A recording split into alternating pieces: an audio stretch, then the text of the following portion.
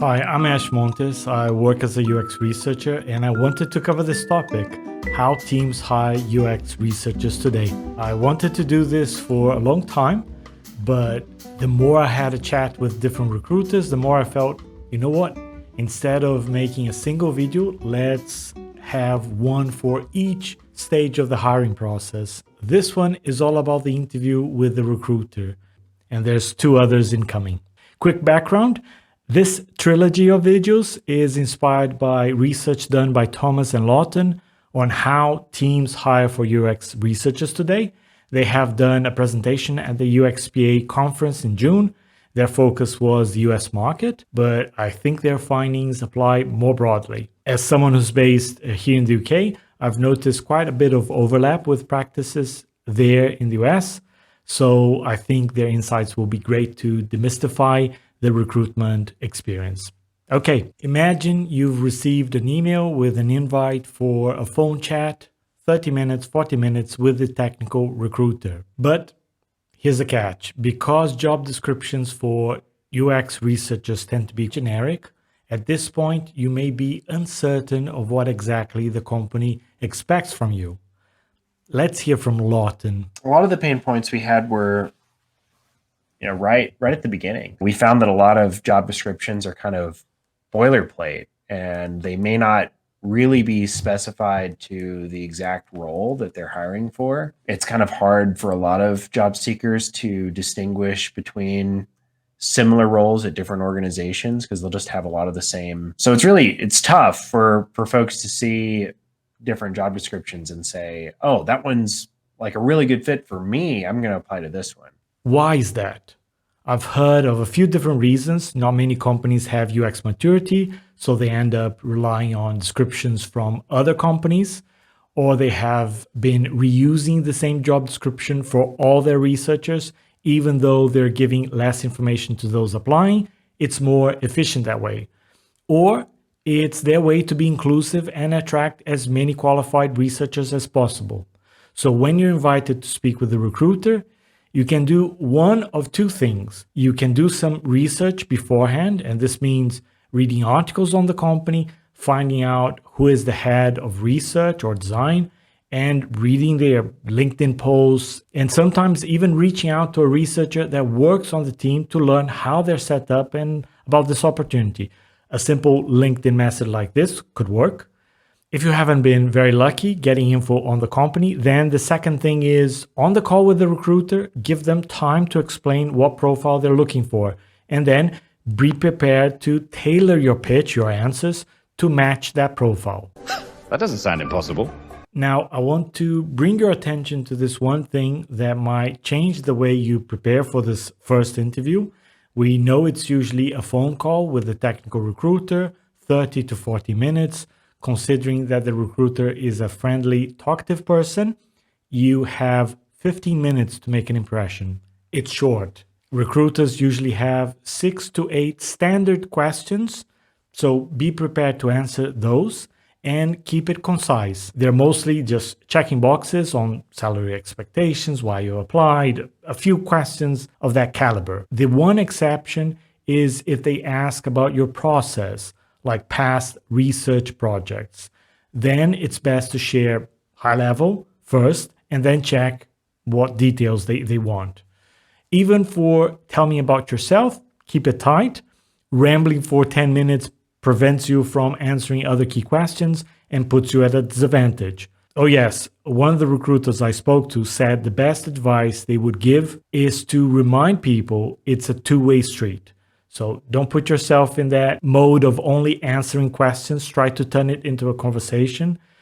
That's a way to show confidence and personality, and also puts the recruiter more at ease instead of making them feel they just have to grill you.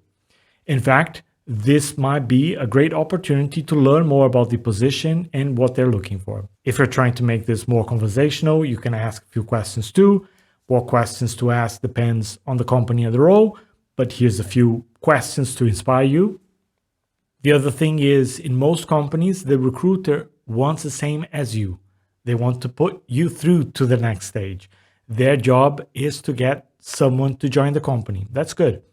I heard from different recruiters that they tend to give the candidate the benefit of the doubt. Are there exceptions to this? Yes.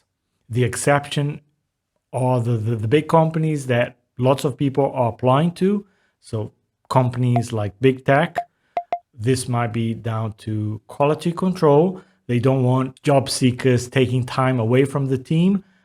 So in that case, the recruiter would be more willing to reject some people to ensure they're sticking to a certain pass-through rate. But generally, you shouldn't feel stressed. The call with the recruiter is not supposed to feel like a high-stakes conversation. Now that we've covered how things go, what happens if the candidate gets rejected at this stage? What does that mean? So there's 3 reasons to be screened out after the call with the recruiter.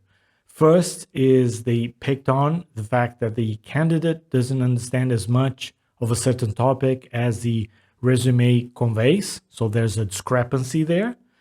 Second, it could be related to soft skills. As an example, imagine the candidate kept interrupting the recruiter, showing lack of communication skills. That's a bad one. But there's a third possibility, something unexpected, and I'll let Lawton expand here. I think the problem is that the recruiters don't know what they don't know. I mean, generally, unless you're at like a giant tech company that has a huge research organization, you probably don't have a recruiter who's specialized in UX research candidates. They're kind of going off of the materials you've given them. So if you've already written kind of a bland, generic job description, like that's all they have to go off of. So yeah, they're not going to be bringing in as many qualified candidates just because they're really partially in the dark on what a good candidate looks like. Here you can start to see the problem, right? If a recruiter doesn't have enough information from the hiring manager, how can they actually evaluate the candidate? It gets fuzzy. Different from an area like engineering, where there's standardized tests and coding challenges. With researchers, there's more of a subjective perspective, and this can introduce bias in the process, confirmation bias from the resume, stereotyping. There's the halo effect and horn effect. We know it's usually a phone call, so imagine if you have some difficulty with your hearing. Can you repeat that question again? Or imagine you have an accent. All those things can play a part and influence the recruiter's judgment. Let me share a personal story. I had a recruiter screen me out just recently, even though the chat with them seemed fine. But weeks later, I met the hiring manager by chance and was asked if I would consider applying for that same job. What? This is the time for us to talk about this little secret, false positives and false negatives. In theory, both should be avoided, but usually companies care about false positives because that means they'll spend time and resources hiring and training someone who won't work out. As you can imagine, it can also be quite disruptive to the team to have to fire and replace someone. Those are the false positives. On the other hand, false negatives are great hires that companies rejected, but companies usually don't know that they missed on a great hire. All of this to say that sometimes you might get rejected and it might be that you're one of those false negatives. It's a shame, especially when we believe it would be a perfect fit, but it does happen. It might be common even, so don't beat yourself up if it happens. Remember what Lawton said earlier, most recruiters don't specialize in hiring researchers. As an example, a lot of recruiters that look for researchers are also hiring designers, and they end up more familiar with that side of things since there's way more designer openings. So if you're chatting with a recruiter and say something about research that doesn't match their experience with designers, they could think you're not the right fit. Even though you know your stuff, the recruiter might get thrown off if your viewpoint doesn't align with their existing mental model. Let's say you speak of a big generative research project that took 3 months to complete. In the recruiter's eyes, that might sound like you're not as experienced in working fast-paced. Completely unrelated, right? We know. But for the recruiter, this might be an information that is not entirely clear. Another reason why when you're speaking to a recruiter who may not be super well versed in research, it's a good idea to give a brief answer and then check if they want more details before a full extended answer. It's a way to make sure that the recruiter is following along. Okay, this was a big summary of the first stage. Get ready for the next video. We'll go into the second stage, all about the actual job interview. We'll get to hear more from Thomas and Lawton. Even though I had spoken to recruiters plenty of other times, it really helped me to hear about these common pitfalls. What about you? You can comment or like. It's a great way to let me know if this helps. And you can also subscribe if you want to get notified when the next one is released. And I'll see you around.